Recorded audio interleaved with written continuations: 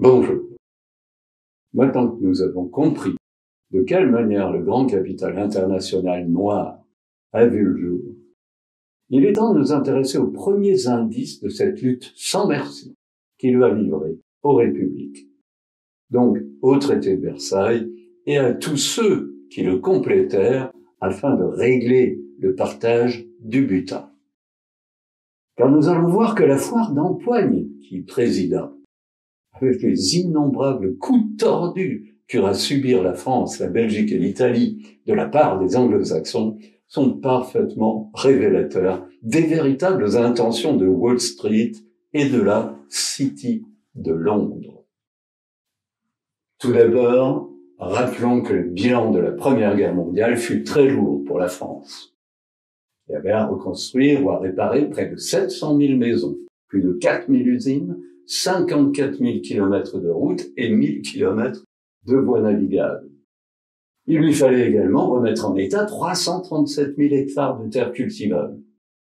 L'ensemble était estimé à 170 milliards de marks or, sans compter les milliards à verser aux invalides, veuves, orphelins de guerre, ainsi que les milliards de dettes à rembourser à Wall Street et à la City de Londres, qui avaient fourni les matériels et fournitures de guerre, pétrole, etc., ainsi que les crédits pour le payer, en 2 mots, une ardoise colossale.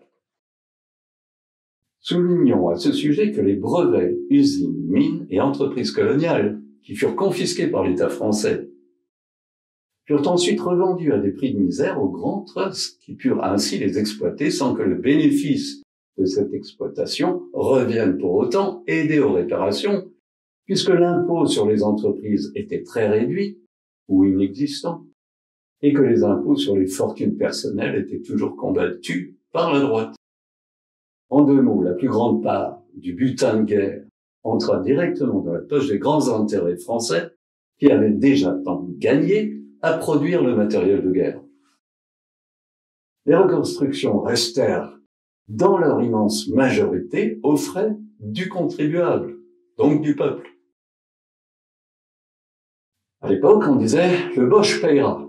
Et on a fait avaler cette blague à tout le monde.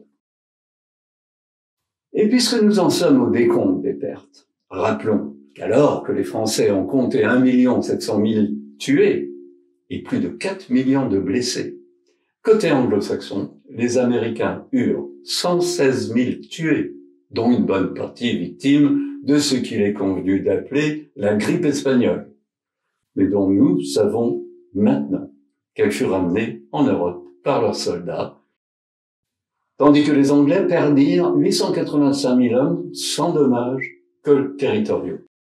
Pourquoi si peu de victimes? Tout simplement parce que les Britanniques ne sont entrés dans la bataille qu'en 1916 et les Américains en 1918. C'est au cours de ces 4 années que l'économie américaine, au bord de la récession en 1914, car ayant accumulé une dette considérable vis-à-vis des banquiers européens, retrouva rapidement croissance et prospérité en vendant au Royaume-Uni et à la France les matières premières, fournitures et armements dont ils avaient besoin.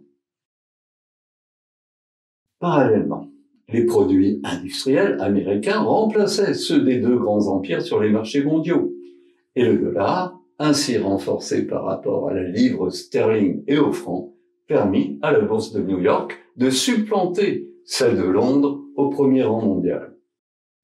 C'est donc en profitant pleinement de cette conjoncture favorable que le gouvernement des États-Unis put respectivement prêter à de forts taux d'intérêt, étant donné la situation dramatique des emprunteurs et le risque possible, plus de 4 milliards de dollars or à l'Angleterre et 2 milliards 300 millions à la France. Dette colossale qui allait, pour longtemps, permettre au gouvernement américain successif de s'immiscer dans les affaires de l'Europe en usant d'un des moyens de pression favoris de cette très morale république, le chantage. En effet, le président Wilson, ayant pris la précaution de ne jamais s'engager à ne pas conclure de paix séparée avec l'Allemagne, put en laisser planer la menace devant les généraux français le 29 octobre 1918. Ce qui, au moment précis où l'Empire austro-hongrois, épuisé, s'apprêtait à demander l'armistice et où des manifestations en faveur de la paix éclataient dans toute l'Allemagne, remettait en cause l'issue de la guerre. Menace doublée par celle de M. Rockefeller qui, sous prétexte du danger couru par ses navires pétroliers, prétendit ne plus pouvoir livrer le pétrole dont dépendait l'issue du conflit. Le prix à payer pour que l'Amérique reste jusqu'au bout le sauveur de la France, accepter les 14 points du projet de paix concocté par Wilson. Ainsi, par cette manœuvre, Washington parvenait à s'imposer en tant que juge dans le procès qui allait s'ouvrir quelques mois plus tard à Versailles. De son côté, Londres, tout au début des négociations, se présenta comme absolument inflexible, exigeant bien plus pour elle et les autres pays alliés que ce que ces derniers auraient jamais imaginé demander. Cette prise de position eut deux effets notables. Alors que la France n'avait obtenu que le Togo et une partie du Cameroun, l'Angleterre et ses dominions s'octroyaient la part du lion dans le partage de l'Empire allemand. Pour la Grande-Bretagne, le contrôle de la Palestine et de l'Irak, ainsi que la Tanzanie, et pour les dominions, l'actuelle Namibie, l'Afrique du Sud, la Nouvelle-Guinée, les îles Samoa et la Nouvelle-Zélande. Ces dispositions, accordant aux dominions britanniques une part non négligeable du butin, alors que leur rapport à l'effort de guerre fut proportionnellement minime, aura pour conséquence de priver l'Italie des colonies allemandes qui lui avaient été promises. Un reniement qui entraînera un long ressentiment contre la France et l'Angleterre et offrira un argument de poids à Mussolini pendant l'entre-deux-guerres. La seconde conséquence de la fermeté britannique fut de poser la Grande-Bretagne en champion des pays les plus hostiles à l'Allemagne et de lui attirer la sympathie et la confiance des autres, tout en lui offrant une place prédominante dans les négociations. Privilège qui lui permit de peser en faveur de la présidence américaine alors que celle-ci aurait dû revenir à la France. C'est donc de ce profiteur de guerre dont les intérêts en Allemagne étaient très proches de ceux des investisseurs de la City de Londres qu'allaient dépendre les décisions des dédommagements. Or, une fois bien installés dans leurs rôles respectifs et une fois le magot colonial engrangé, voici que soudain, le procureur britannique changea radicalement de ton pour venir au secours de l'accusé, vigoureusement soutenu en cela par le juge américain. Nouvelle prise de position présentée comme une nécessité humanitaire, mais également économique, car comment la République de Weimar aurait-elle pu payer les énormes réparations de guerre si on ne se montrait pas plus compréhensif?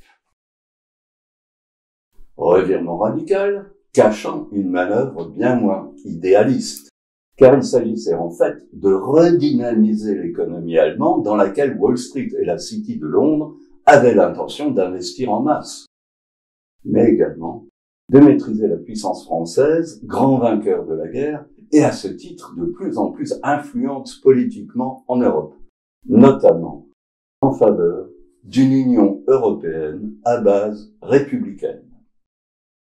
Ce qui ne pouvait que contrarier les deux empires anglo-saxons pour lesquels il était toujours hors de question d'autoriser un tel rapprochement, surtout sur de telles bases. Lors des pourparlers préalables au traité de Versailles, et dans le but de garantir à la fois sa sécurité en poussant ses frontières jusqu'au Rhin, ainsi que le paiement des réparations, la France avait immédiatement porté le débat autour de l'annexion de la Rhénanie, incluant la Sarre, point de passage obligé entre la France et l'Allemagne, conquise par Louis XIV en même temps que l'Alsace, ainsi que sur toute la rive gauche du Rhin, également annexée par la toute jeune République française, puis reprise par l'Allemagne en 1815 après la défaite de Napoléon. Revendication reconnue comme légitime par la Grande-Bretagne dans un premier temps, jusqu'à ce qu'elle puisse imposer ses vues quant à la répartition des colonies allemandes entre elle et ses dominions. Et avant qu'elle change brutalement d'avis pour se ranger aux côtés du juge américain. Et on comprend ce revirement.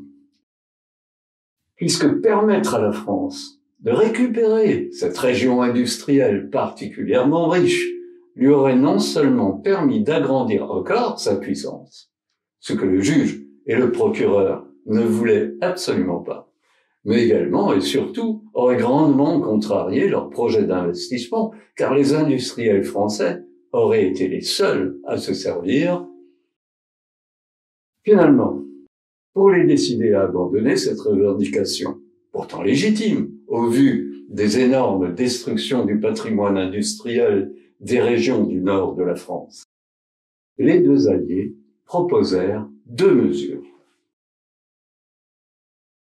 D'abord, une alliance militaire indéfectible, garante d'une intervention anglo-saxonne au moindre signe de non-respect du traité de Versailles, donc de réarmement allemand. Ensuite, la neutralisation de la Rhénanie, qui deviendrait zone tampon entre la France et l'Allemagne.